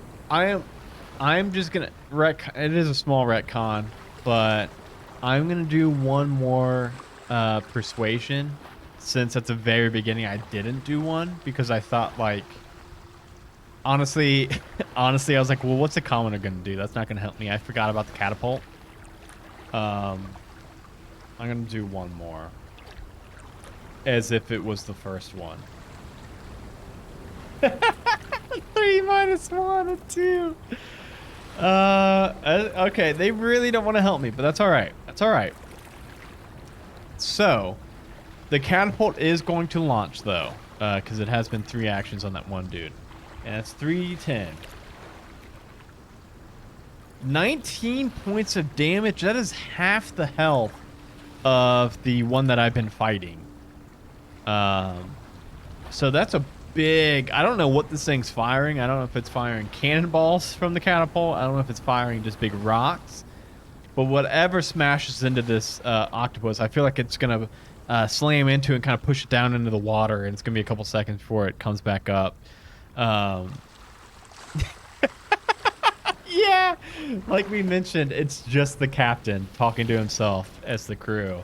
And that's why I can't get any fucking persuasion checks to work for me, because it's just the captain. All right, it's my turn. Let me look into this. Let me make sure I really only get 2 wild shaped, because that really sucks.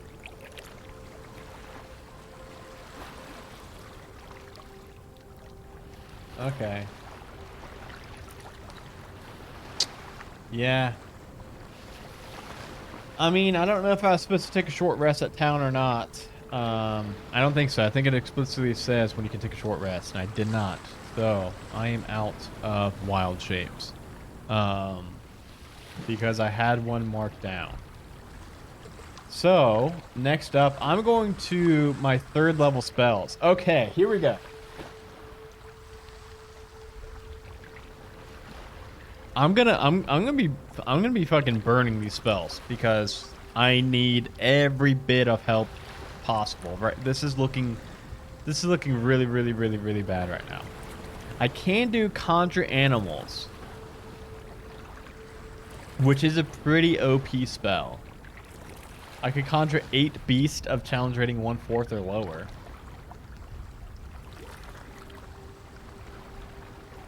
Let me just take a peek of that real quick.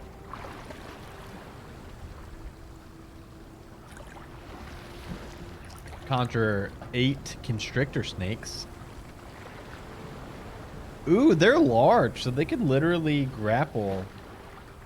Oh, that seems pretty OP. So, I can conjure 8 constrictor snakes each constrictor snake can constrict, which is a +4 to hit. Damage is only 6. However, the target is grappled, and until this grapple ends, the creature is restrained. So now we can turn the tables on these octopi, and we can start restraining them. Ooh, I like that. I think that's going to be hard to beat. I think they also have a swim. They do have a swim speed. These are probably the only things that have swim speeds, honestly.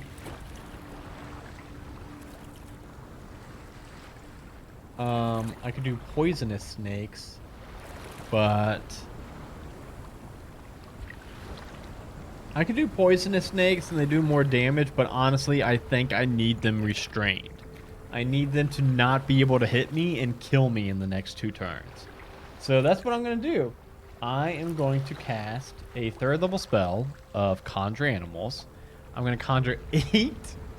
Yes, this is very annoying, and if this was an actual play, I wouldn't want 8 creatures on the board because it would take forever to roll. But since we're playing solo rolling, where we have to min-max everything, otherwise we get fucked up, I'm going to do that. Who would win, 8 Slippy Boys or 3 Floor Boys? Floppy Boys. Probably the Floppy Boys, I guess. Okay. So we are going to have 8. This is going to be a fucking nightmare. This is going to be a nightmare. They only have 13 HP each. Let's get this. Okay, how are we going to do this? Pardon me while I find 8 snakes real quick.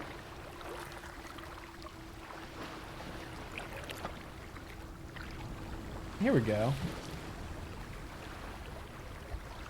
Why does it look like that?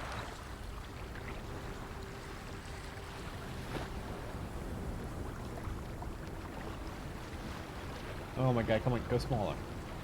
Get smaller. Okay. Honestly, this is the size they're supposed to be because they're supposed to be large. But I just feel like this is going to be a nightmare to put these around the table.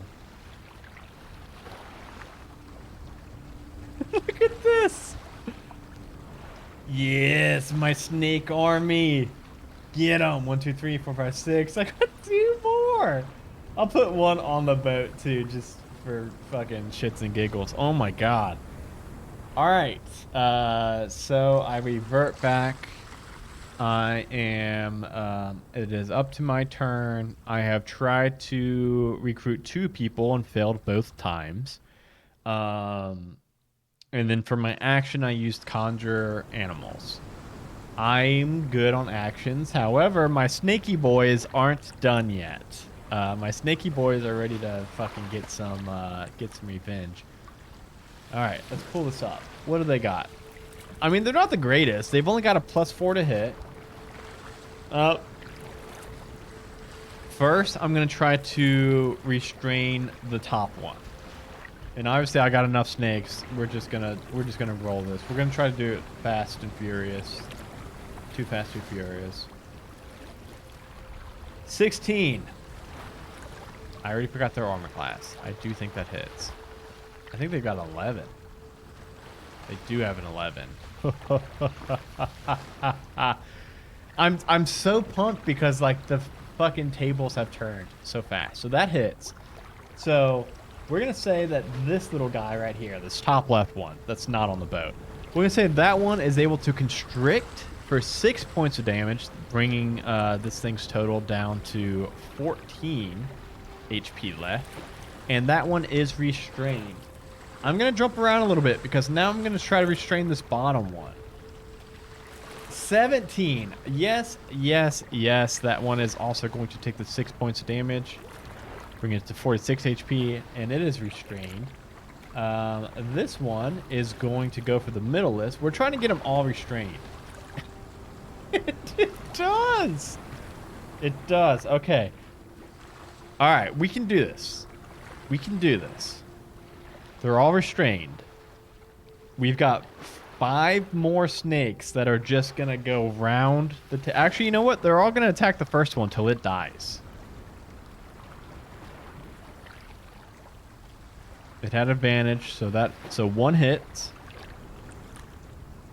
2 hits, 3 hits. So that one's dead. That's going to take 18 points of damage and only had 14 HP.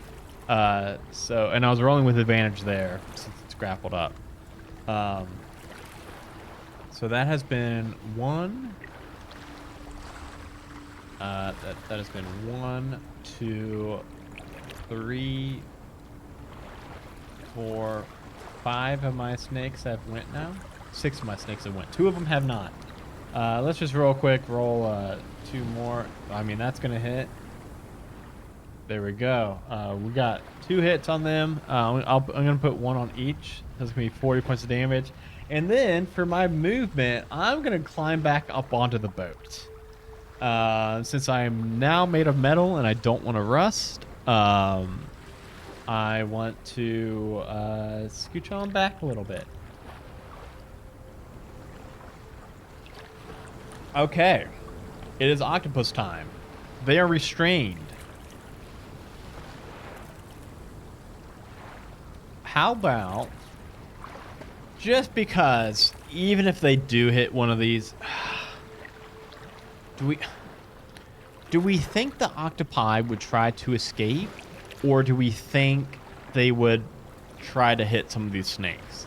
At this point, it is 8 giant snakes versus 2 octopi, and I really don't know. I don't know if they'd be trying to escape or trying to hit. How about we'll do one try to escape. We'll do the middle one tries to escape. And it rolled a 9. It rolled a 9 plus 3, a 12. That may do it. No, it needed a 14. So that one is still grappled. The other one is going to try to hit the snake that is grappling it. With disadvantage, of course. Ooh, it's going to hit it. Even grappled up, it's going to hit the snake for 9 points of damage, which is not enough to kill the snake. The snakes only have 13 HP, but it did not kill it. Oh, good call. A wisdom saving throw. You know what? Let's do that. I think these octopi would at this point realize that this battle has completely taken a 180 turn from me being absolutely boned, 0 chance in hell of winning, to realizing that I brought this pretty broken spell, to be honest. And I think I like that, Sash. I think a wisdom saving throw, so it's a +0. Do we think a high wisdom save they try to escape, or a low wisdom save they try to escape? Because obviously it would be wise to try to escape. Yeah, I'm sure they. I'm sure I'm sure the captain's mad at me. But he got a good catapult shot at least. Let's do if they roll below a 10. They will try to ink and escape. The one that's not restrained. The other one can't. Got a 7. Okay. Let's do that. Let's have that one. A 20-foot radius cloud of ink extends. The area is heavily obscured. The octopus can use the dash action as a bonus action. Oh, I love it. This one right here, the one that's in the middle, surrounded by all the snakes, sees that this shit is whack and they are not in a great position. It's going to ink and disappear into the darkness. This other one who is trapped, restrained, and it did hit a snake, but now it's our turn. Let's see if I can recruit somebody real quick. No, I swear, I think it's just that captain on the ship. I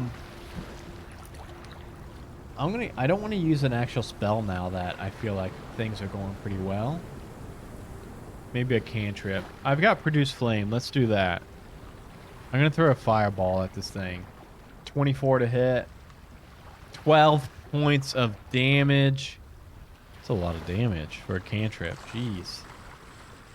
I'm gonna hit this thing right when it's the snake has got it grappled. I'm gonna shoot the fireball down. Fireball down and hit it pretty easily. I guess this is gonna be annoying, but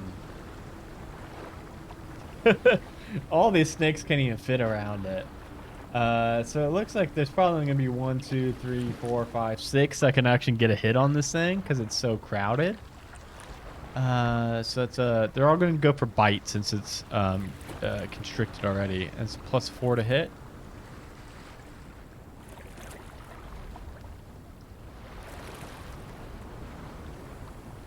And they've got advantage. So what I'm going to do is I'm just going to roll once if it hits, and if it doesn't, I'll roll a second time. So that hit. That did not. So 2 hits. 3 hits. 4 hits. 5 hits. 6 hits. 6 hits. Let's just take... Okay, we're going to take the... We're going to take the average of all the damage, which is 6. 6 times 6, 36. It had 28 HP left. So I think the picture here is that this thing is grappled and being constricted by one of the largest snakes. And as it's constricting, that one's kind of crushing it. Even though this is a giant octopus, which are, you know, pretty squishy creatures, you could say.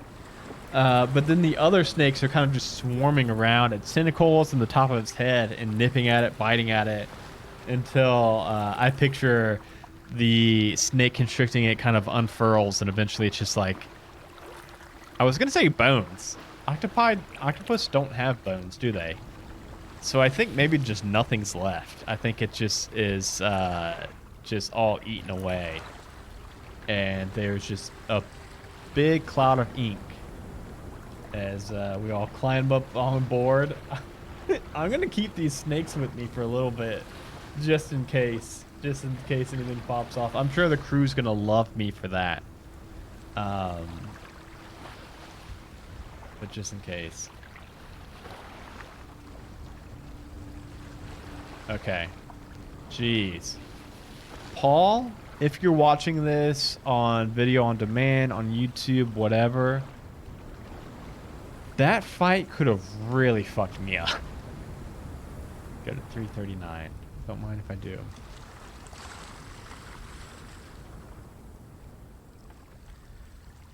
Ooh! I was getting so embarrassed. I hate when I die on solo rolling and I have to either... I usually will retcon it and like take one embarrassment point, as I call it, and then like try to fight again the next time. I'm really glad I didn't have to do that. I hate when I have to do that. The last of the terrifying sea monsters sinks down into the depths from whence it came as you and the rest of the cruise ship, aka the captain only, slump to the deck, gasping for breath. A long while passes, and finally the crew return to their duties, wordlessly.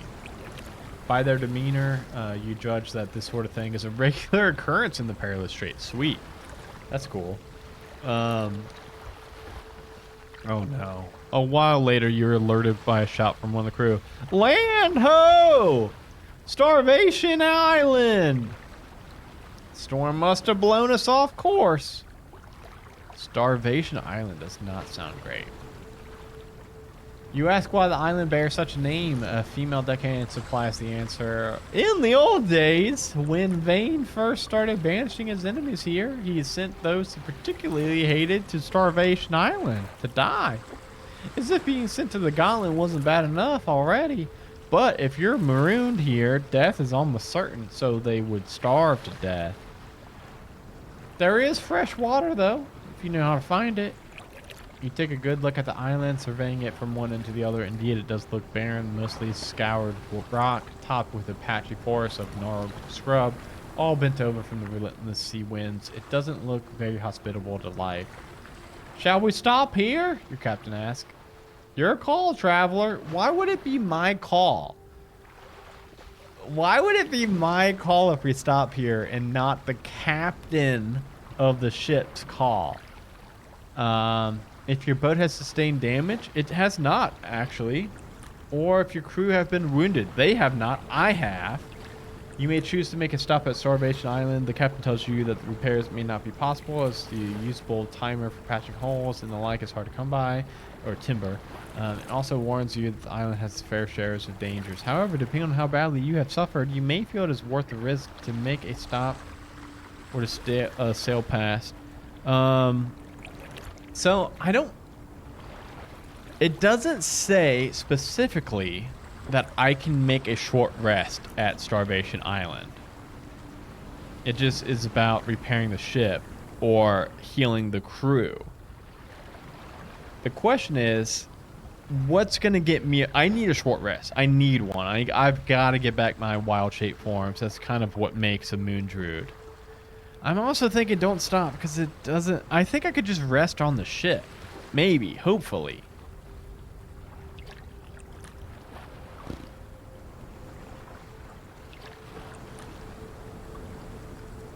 To sail past the island and continue towards the northern Gauntlet, go to 395. To stop, go to 282.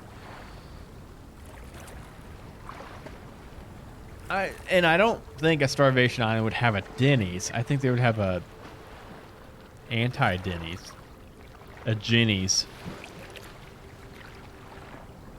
Let's sail past, and I'm gonna hope I can take a short rest on the boat. Since the ship doesn't need repaired and the crew doesn't need repaired, and that's the only points that were mentioned specifically.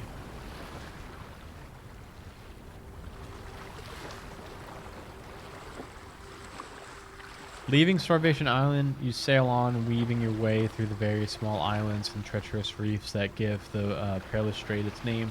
Night falls and the captain is up on deck, tirelessly steering the ship through the relentless swell which has barely let up since you left Night Spire. Overhead, dark gray clouds scuttle across an inky blue sky, and here and there you see stars clustered in bizarre formations. The captain notices this and remarks, "Useless for navigating by. I don't think Vane gave the night sky much thought when he designed this world. It's just sort of doing its own thing." Intrigued, you turn your face skyward and watch for a while as different parts of the dark... My mouse has been doing this weird thing where I scroll up and it scrolls back down. You know what? That is true, Sash. I bet that island did probably have a companion. I think I'm supposed to have a companion at this point, and I think I've missed all the recruitment possibilities, including probably Starvation Island, but... Wait, what was that? You blink, refocusing your eyes. You could have sworn that you saw stars form the shape of markings, like everyday runes, common runes. A cloud moves aside for a moment, and you see the words clear as ink on parchment. Just like you, I am trapped here.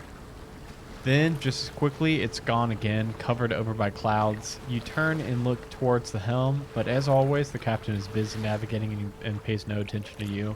You glance skyward once more. I didn't leave the academy. Rune banished me here. Oh, okay, so a little bit more recap on the last episode. The person who banished us is named Rune. This world was created by Rune's master, Vane. Vane used to banish his enemies here, and then Vane apparently died, and Rune took over as their next in line, and they are the ones that banished me here and banished I believe it's their cousin here, which I think is the one that is leaving these messages for us. You rub your eyes. Are you seeing things? The stars themselves appear to be moving, forming and reforming words. Then a deep boom of thunder and rain begins to pat heavily on the deck. Oh, here we go again. Vane sends these storms to torment us, my friend. We may need your help once more. You turn away from the captain once more to look up at the night skies, and which are quickly being covered by thick black rain clouds, but there is just enough time to make out one final message. Find me in the Eastern Spire. Okay, let me write that down real quick in my notes because I think that's going to be important.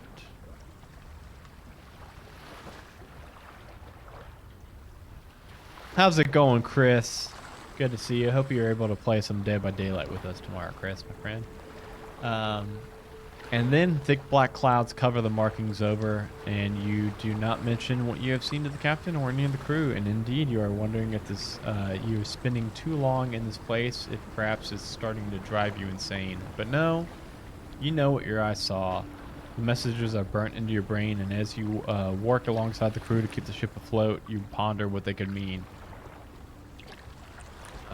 Oh, I just thought I'd... You're jolted out of your reverie by a violent lurch of the boat. The entire craft leans over hard to one port side, almost capsizing, and then the crew grab onto whatever is closer to hand to stop it from being thrown overboard. A vicious wind howls in your ears as the captain roars with the effort to trying to steer the boat throughout the maelstrom. Slowly, the boat rights itself, but as the starboard side lowers toward the ocean, you see a huge spout of water rising up like a rope to arc over the top deck. You have never seen anything like, and you look to the captain for guidance. Water spout illustration. What is that supposed to mean? Is that... Randall, you're the expert on making these one-shot adventures. Is that supposed to be a picture that's added right there? Like a picture of a big water spout. Trust the sail, he roars. Get it stowed quickly, move, move! Glancing up, you quickly see why this order has been given. The ferocity of the wind threatens to rip the sail clean off the mast. Do you have the code word crew? If you do not, I do have it. Quickly, you run to help the crew get the sail trussed and stowed, glancing toward the fearful spout, which is now completely across the boat. Make a DC 18 ship saving throw. Okay.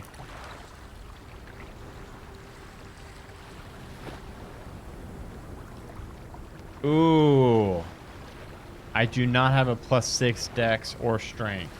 I am unsuccessful here. Yeah, that's what I'm picturing. Kind of like a to-do right there. It's supposed to be added that. 132. Okay. Despite working as quickly as it can, the wind is too strong for the crew, and the ship's the sail's rigging rips out of the grasp, all completely detaching itself from the mast. It is some time before the sail can be tamed and roughly secured, but by then the damage is already done. Reduce ship mod by 1. That is unfortunate.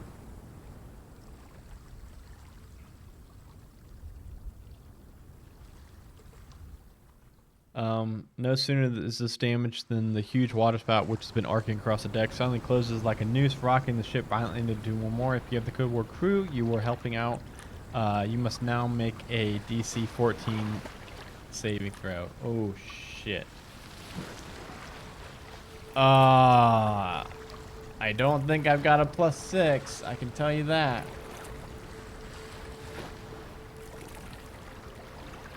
I have a +1. I failed that.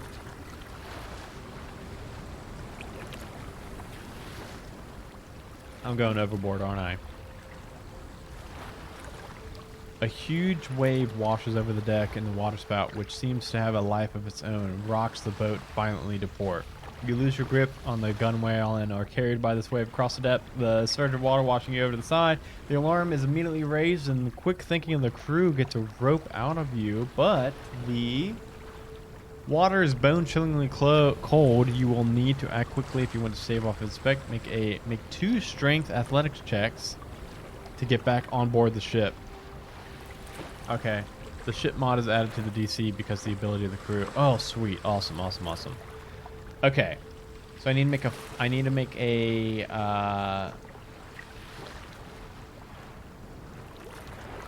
10 plus ship mod. So I need to make 16. Ooh, that's not gonna help.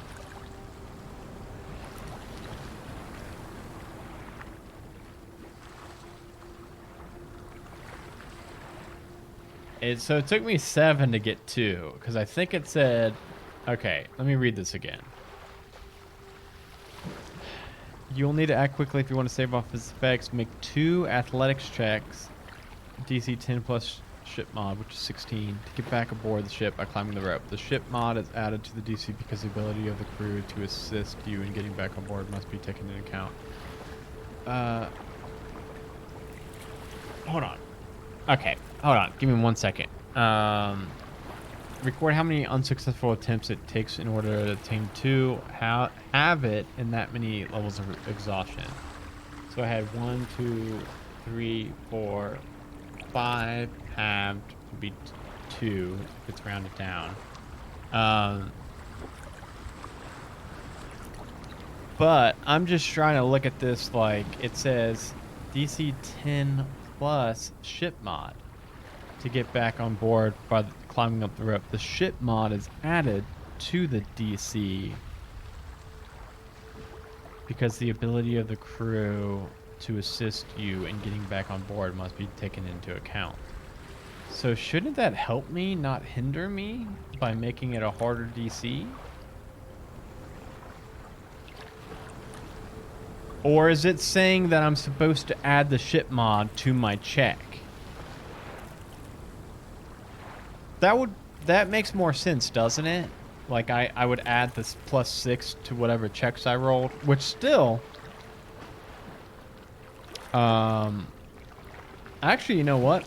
If that was the case, this the first ones, even the 5s, would have made it because they would have been +6, so they would have been 11 DCs. But it's worded a little weird. But the fact that it says DC 10 plus ship mod, the ship mod is added to the DC because the ability of the crew to assist getting you back on board.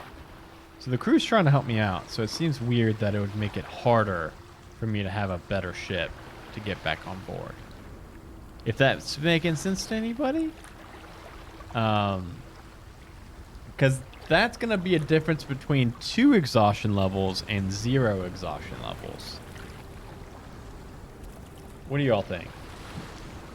Randall, you still there? You play tested this, right?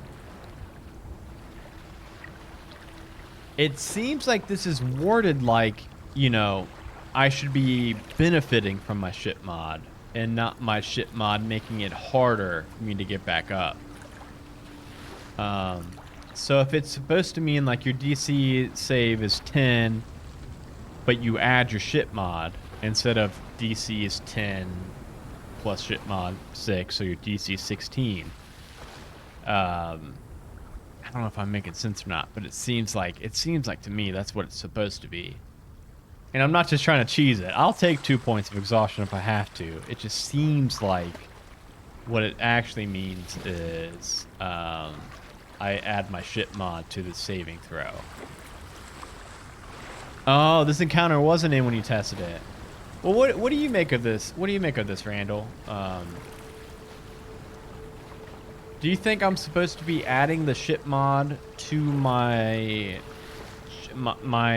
save, my check? Or do you think I'm supposed to be adding the ship mod to the DC number I'm looking for? I just want to make sure. Either way, like whatever it lands on, I'll take the exhaustion or not. I just want to make sure that I'm not going to just be taking 2 points of exhaustion for no reason if I don't have to. Because it is worded a little ambiguous. Ambiguous. Yeah. I think that's right. Let me add a note. I'm gonna add a note.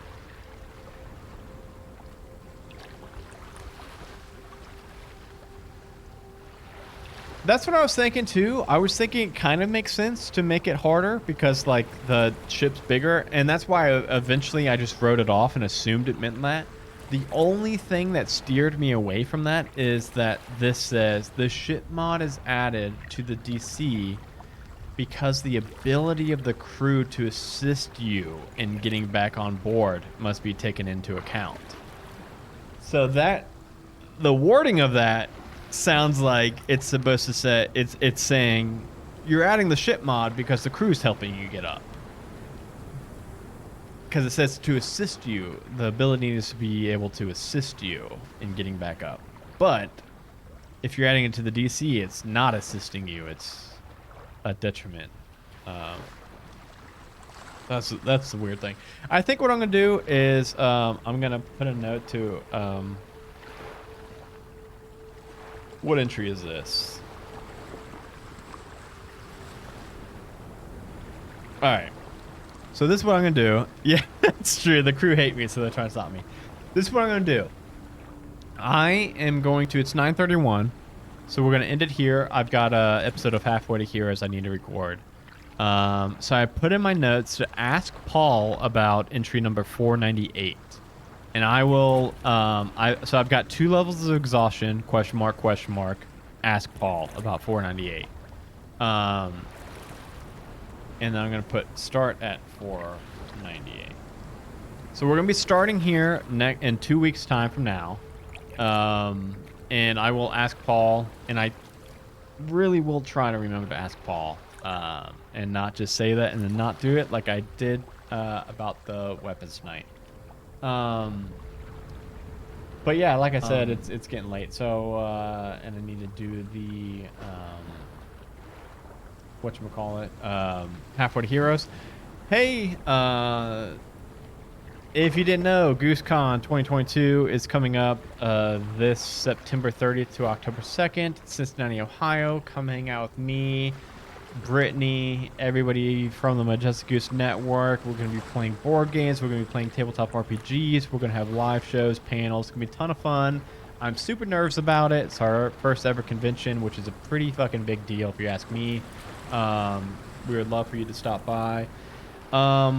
Also, we've got a Ko-Fi for that going on, which I think I might still... I do not have it copied anymore. Where you can just go to Ko-Fi and search for Majestic Goose Network and donate just $1, and that's going to help get more of our geese to a Catacon. Not a Catacon. A Catacon's after GooseCon. It's going to help get geese to GooseCon.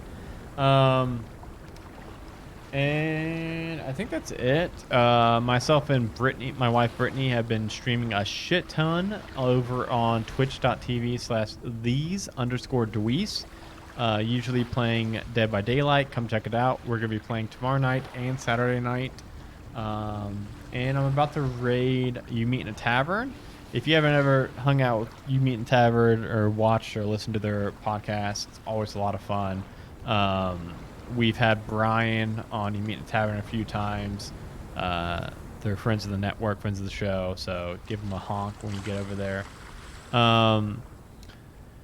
And other than that, I think I have plugged everything I need to plug. Consider being a patron. You can sign up at patreon.com/majesticgoose and donate as low as $1 a month and get some cool bonus content. We're currently working on our new horror stories for Storytime with Silas for this year. If you haven't listened to the first 4 episodes from last year, go check out Storytime with Silas on your podcatchers. It is an annual horror anthology that we have that I wrote a story last year. I wrote a story for this year. I played a small voice acting part in last year, and I may play... I don't know if I'm going to play a part this year or not. But go check it out. And thank you all for hanging out. It's been a blast. Make sure you give You Meet in a Tavern a honk when you get in there. And I will see you all in 2 weeks, unless you tune in to These Dewees tomorrow or Saturday. Bye, everybody.